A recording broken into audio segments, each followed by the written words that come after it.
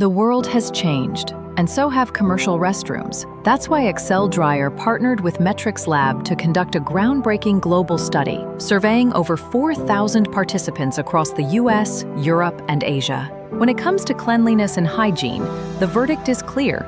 100% agree that a dirty restroom reflects poorly on the establishment.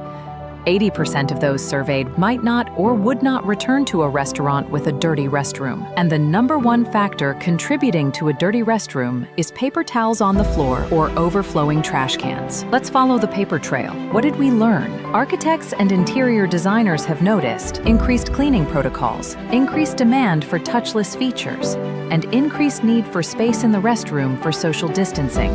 What matters most to architects and interior designers when specifying hand-drying solutions: visual aesthetics, hand hygiene, and touchless operation. And here's something big. 75% of US consumers now wash their hands up to 10 times a day, a major increase since pre-pandemic days.